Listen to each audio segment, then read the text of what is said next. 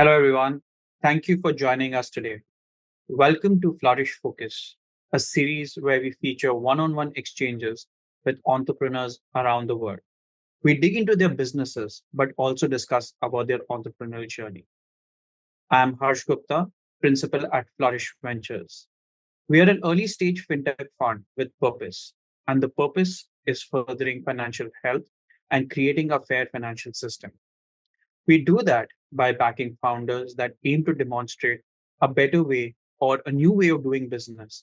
And via that demonstration, we hope to influence the entire sector. And on that topic, I'm thrilled today to have with us Ankit Jain, co founder and CEO of StepChange. Ankit, thank you so much for being with us today. Hey, thank you for having me, Harsh. Really excited and looking forward to our conversation today. So, Ankit, as we start, it'll be great for our audience to understand what does step change really do? What problem does it intend to solve? So, in very simple words, let's just try and understand the problem that step change is going after and what do you guys do? Yeah, sure. StepChange helps large enterprises, financial institutions accelerate their path to sustainability. We build software tools to help these organizations with some of their most complex sustainability problems, including things like Scope 3 emissions, measuring sustainability of their value chain, assessing climate risk in their operations and portfolio, as well as deploying sustainable finance. We intend to increase the amount of capital that is really flowing towards sustainable use cases in the global economy, which needs to be scaled up to trillions of dollars over the next decade in order for us to reach our net zero goal. That's super helpful. And Ankit, as we understand, you work a lot with financial institutions, and for them, essentially, one of the one of the sort of units that you measure is financed emissions, right? So why don't you help our audience understand what really is financed emissions and what goes behind in measuring these financed emissions? Absolutely. See, financed emissions refers to greenhouse gases that are emitted as a result of a bank or a financial institution's lending and investment activities. When banks provide loans to businesses, those businesses have a carbon footprint that needs to be accounted for. Financial institutions don't directly produce these emissions, but they're the activities they finance do. For example, if a bank lends money to a coal plant, the emissions from that plant are part of the bank's financed emissions. This is why, and this is a fairly critical concept for banks, as without that funding, that coal plant can't exist. So in some ways, banks hold a fair responsibility for those emissions that their financing activities are driving. Our mission at StepChange is to provide banks and other financial institutions with the tools to calculate these emissions accurately and help them transition to more sustainable investment practices.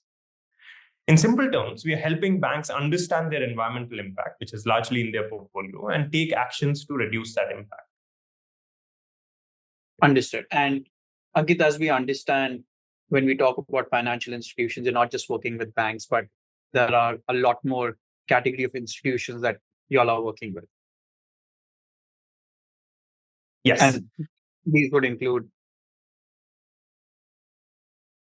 Yeah. So we work with a wide variety of financial institutions. So we work with banks, we work with insurance companies, mutual funds, asset managers, private equity companies. We also work with a large number of what we call real economy companies. These include auto majors, these include pharma companies, chemical companies, electronic manufacturing, FMCG, agriculture, and so on. And both sides complement each other. When we work with banks, we understand what is it, or when we work with financial institutions, we understand what is it that they need in order to finance the net zero transition. And when we work with the real economy companies, we understand what will it take, what type of financing would it take, what type of actions would it take to really drive the transition towards net zero. So both sides, we tend to try and work with both sides equally. That is super helpful. And Ankit, as you were describing step change, you did mention about climate risk as well. So just for our audience, how do you categorize climate risk? And when we specifically talk about financial institutions, what role does climate risk really play in the lives of financial institutions? Well, and that's a great question. See, climate risk broadly can be bucketed into two parts. There is physical risk and there's transition risk. Physical risk stems from direct impact of climate change, like extreme weather events, as well as rising sea levels, rising temperatures, and so on. Transition risk arises from economic shifts needed to move to a low carbon economy, such as changes in regulations, right? Ban on, let's say, ICE vehicles, changes in technology, or market preferences, consumers changing their tastes. For financial institutions, both of these risks can affect the value of their portfolio significantly. For example, Hmm. if a bank is heavily invested in fossil fuel companies, a transition to renewable energy would suddenly devalue those investments. It might happen suddenly or it might happen over time. On the other hand, if a bank may face severe losses in its real estate portfolio if a large flood destroys the number of properties that they have lent to. So they have to look at both types of risks and you have to understand different scenarios in which those risks will materialize.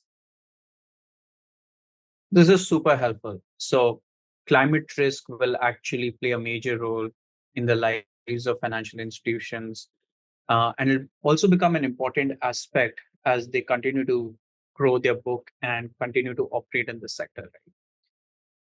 Right? Ankit, now we've understood what financed emissions is, what climate risk is, but from an audience perspective, like if we really step back and look at the bigger picture, right? How do you think these interventions will actually assist in our overall climate transition or in our efforts towards climate change, right? So, what is the overall objective from a climate change perspective that step change aims to achieve? See, by essentially moving capital away from high emitting assets and moving them towards more sustainable projects, you're essentially changing the speed at which the economy is decarbonizing. And this is critical for the global climate transition because financial institutions, the flow of capital is a very key lever of change. Right? If banks can shift their lending, we can accelerate the move to low carbon economy significantly. And this is where we come in. Right? Our tools are really ensuring that this shift happens in a measurable and a transparent way, so as to minimize concerns about greenwashing and lack of impact. Understood.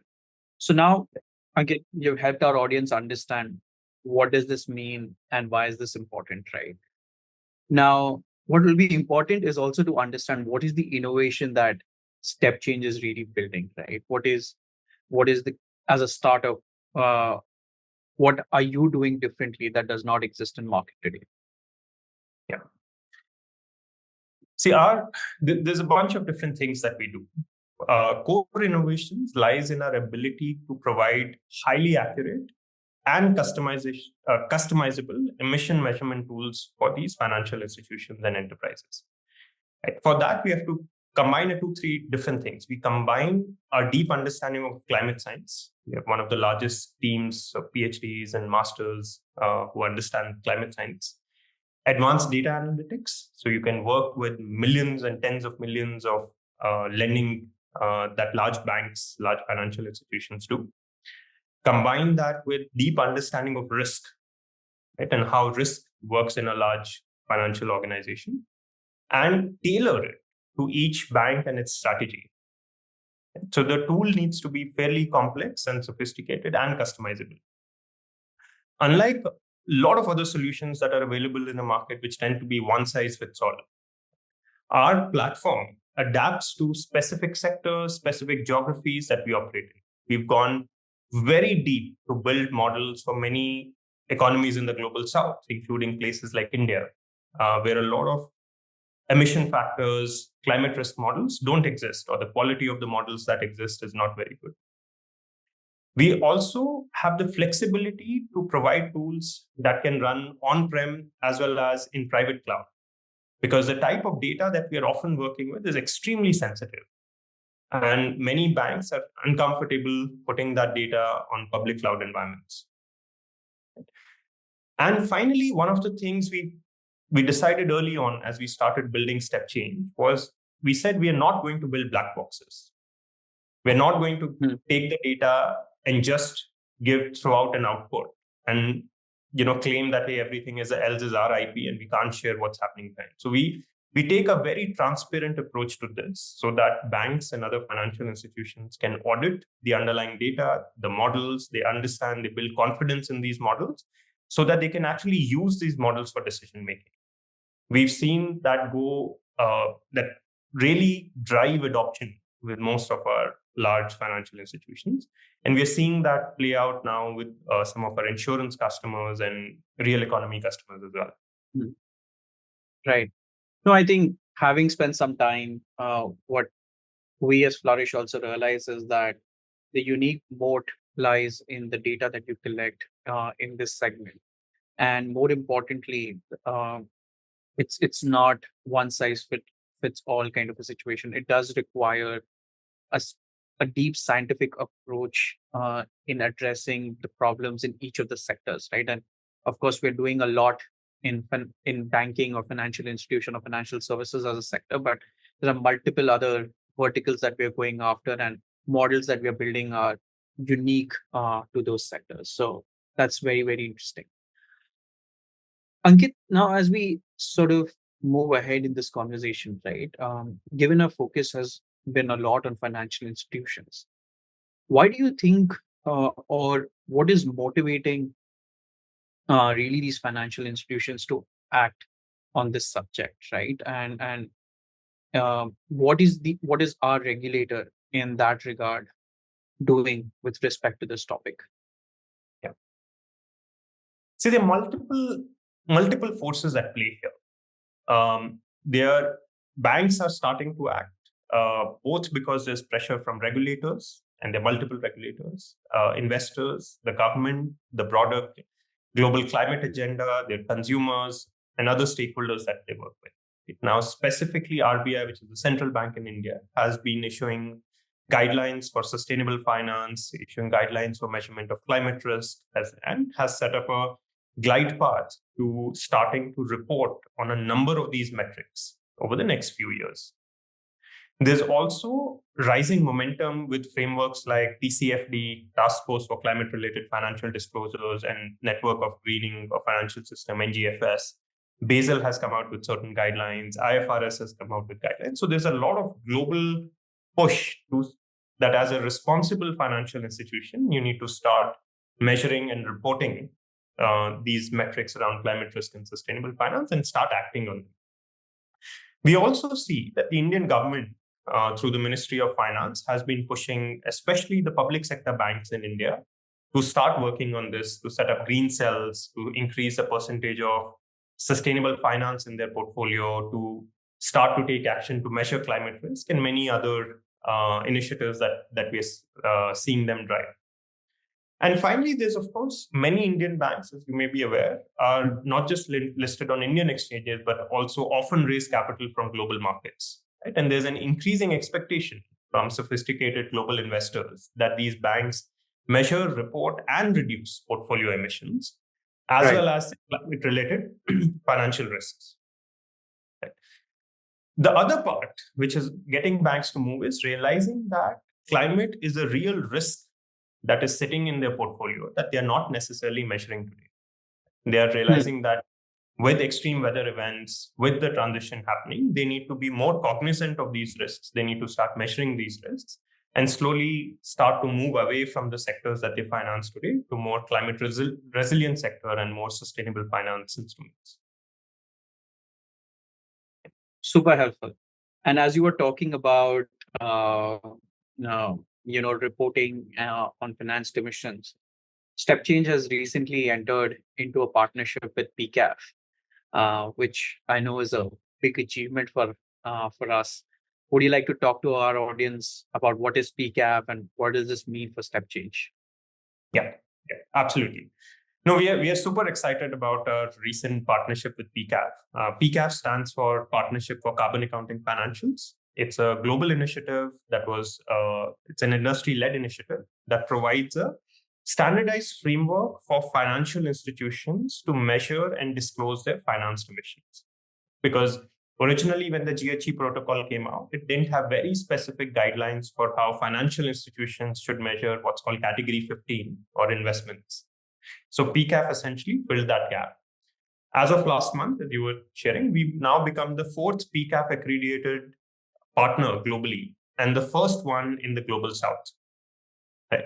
By partnering with PCAF, we want to achieve a bunch of things. We want to make sure that guidelines that have been developed globally, we work with PCAF and we work with Indian financial institutions that are also signing up to PCAF to interpret those guidelines in Indian context and to try and work on how we can improve the adoption of these standards in India.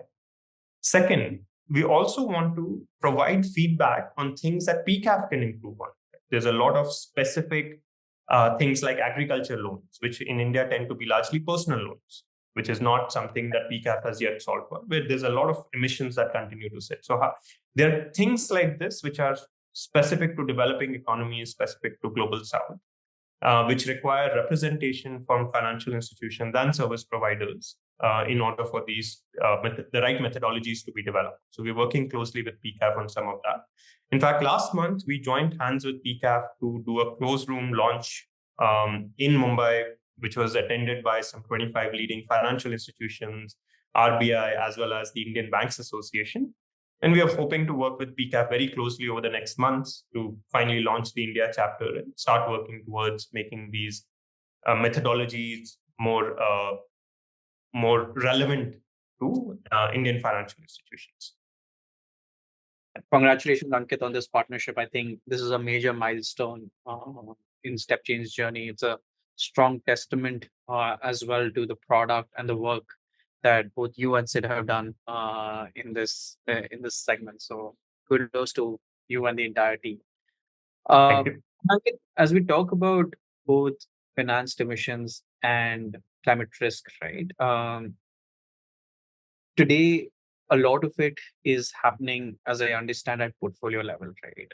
Where, and as any bank or any financial institution starts its journey, they start more at a macro level, looking at what's happening at the portfolio level, right? How do you envisage this journey to continue? How granular do you think this exercise can become from their perspective? Yeah. No, you're absolutely right. Most climate risk assessments today are happening at a portfolio level, which means that essentially banks are looking at risk exposures at a sectoral level, at a fairly large geographic areas, and not necessarily down to a single asset and a single entity. We do expect this to change. As more granular data and tools become available, both of those are important, right? Now, the reason this will happen from a bank standpoint is eventually, while you get an overall picture of risk from doing portfolio level assessments, you want to start incorporating these tools into day-to-day decision making about things like lending, what lending rates to charge, what type of collateral to ask for, what type of conditions to put on a loan when you're giving a loan to a certain entity. So, for example, if you believe that a certain area is going to see a lot more flooding going into the future, you might require that asset has flood insurance and a flood insurance of a certain type. Right? These are the types of decisions that banks would be looking to make. And for that, they do require both data and models, which are at a much more granular level. One of the challenges for building better risk models is the lack of reliable and granular data. Right. And some of this is about bringing the ecosystem of financial institutions like banks, NBFCs, insurance companies, regulators like RBI and IRDAI to pool data on historical losses related to weather so that better models can be built. Right? These are one of the several challenges to do something like this well in developing economies where that data is not necessarily easily available. A bigger problem is also that some of this data doesn't even exist yet. So one of the first things that we do with financial institutions is help them figure out what data they need to start collecting today so that few years down the line, that data is available, better models can be built but those models can be back tested and then hence can be used for decision making at a individual decision level.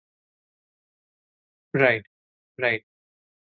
And I think, like, as you and I have discussed this several times, the way we envisage it is going forward as any financial institution, when they're giving out a loan in their credit assessment memo, there will be this one factor that they will evaluate is how does this particular facility stand against climate risk? And as they're evaluating different risks, you know, what does climate risk have a role and how do you measure it against that? So I think that's the end state that we are driving towards.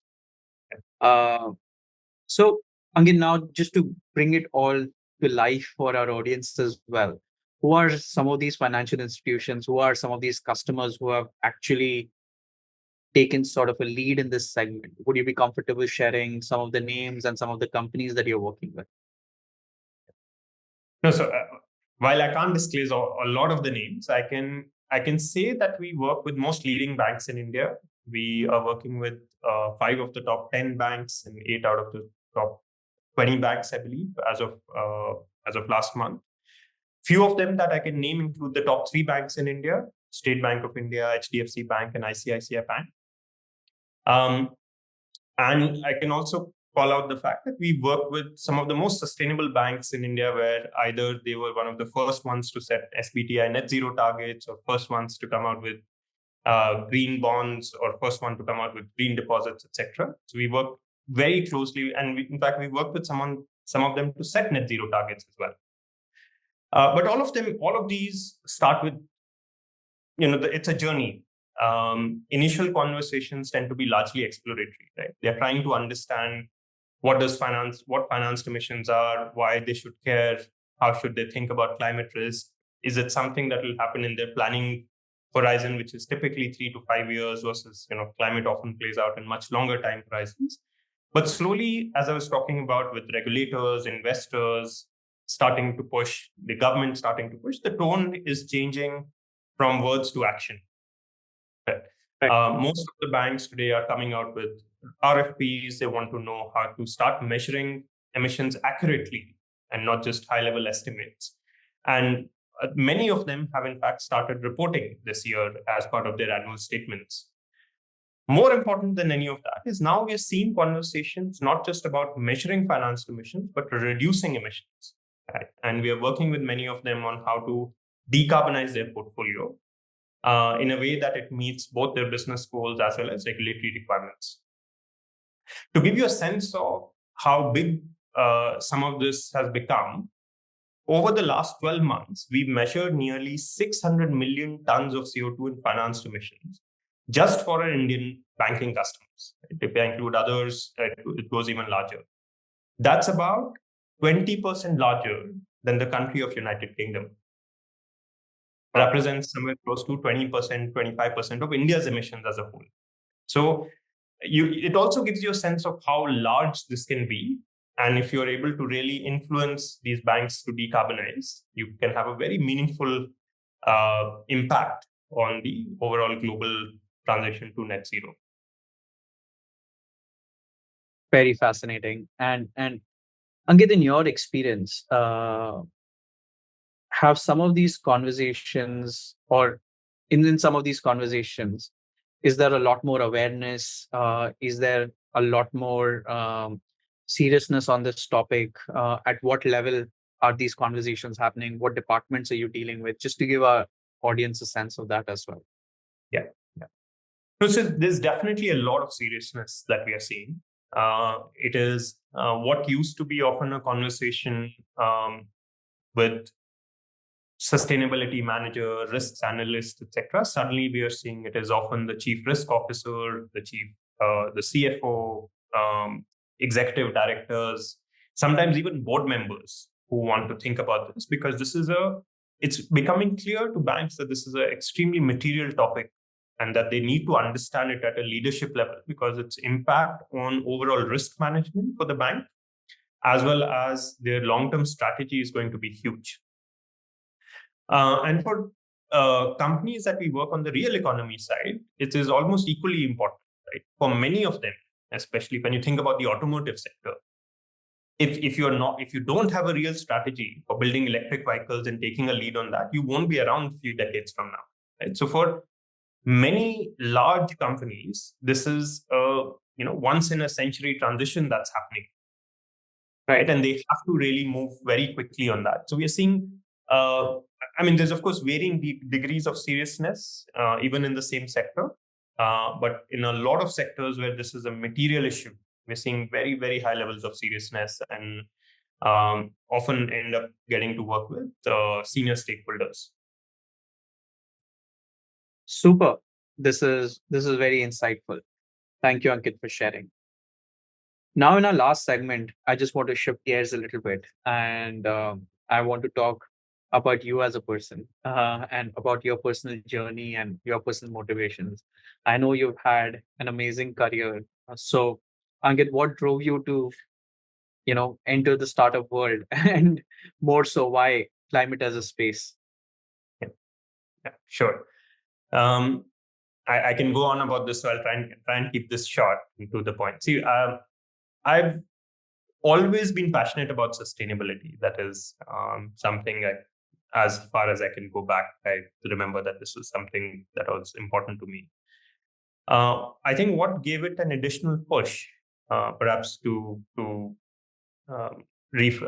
use what Barack Obama had said in COP21, I believe, was that we are the first generation to feel the impact of climate change, and perhaps the last generation that can do something about it.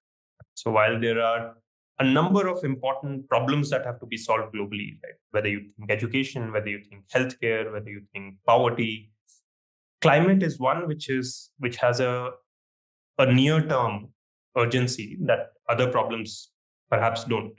Right? And so it's both an urgent and a global problem, and the impact of choices we make today will be felt for generations to come.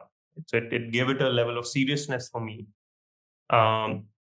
which sort of drove me to start working on this. And that was the motivation behind starting StepChange. But StepChange honestly wasn't my first foray into sustainability. Prior to starting StepChange, I was the founding member, one of the leading. I was leading Ola Electric, which, as you may be aware, is India's largest electric two-wheeler manufacturer. At Ola, I also realized, however, that no single company can have a meaningful impact on this problem, no matter how large you get, right? Because you're only working on a small part of this problem. So we wanted to find a way that will get thousands and tens of thousands of companies and millions of individuals to start driving action. Right? And StepChange, as you can see, is a way to achieving that. We work with multiple large companies, financial institutions to say, how do we help you become sustainable? And through that, hopefully have a much larger impact than I could have had in any other place. Very interesting. I mean, it's definitely been a very, very fascinating journey. You've seen, the role that you played at Ola, and then Ola Electric more specifically, and now at StepChange, and sort of the way you're contributing to this sector. Now, before we wrap up, given all your experience of being in the startup journey for all this while, any lessons, any advice for young entrepreneurs who are starting up? What are the things, what are key takeaways that you may have for them? Yeah. So a few things. I would say one is you have to deeply understand the problem you're solving. Your understanding of that problem has to be magnitudes better than others for you to do something innovative there. Second is you have to stay resilient, right? Often what you start as the first solution doesn't work out, and you have to pivot, you have to make trade-offs. So it's especially in the climate space, this is something that requires a lot of persistence. You have to keep at it, to keep adapting as you go. The other I would say is you have to pick a domain that you care deeply about. You can't always get the solution right. You can't even get the narrow problem right. But if you get the domain that you care deeply about, you jump into it, you'll figure it out as you go. So it's not always about the most amazing idea, and you don't have to always get that amazing idea before you start. But if you pick an area which you can feel confident about, that is going to be around decades to come, right? And it's a problem that's worth solving, you'll figure out how to get there. And I guess the last thing I would say is start early. Right? If there's anything that I feel I could have done differently, is perhaps start solving this problem a lot earlier. Awesome. Thank you, Ankit, for sharing that. And thank you so much for joining us today. I've really enjoyed our conversation, and we can keep talking about this, but we'll have to give it a stop. So thank you so much for sharing all the insights, and obviously all the best as you keep building step change. No, Uh, thank you, Harsh. Thank you for the time and an opportunity to be here today. Thank you. Thank you all so much for joining us today. Really appreciate your time for listening in. For questions regarding today's discussion, Flourish Ventures, or our portfolio companies, please email us at events@flourishventures.com. Look forward to seeing you next time. Thank you so much.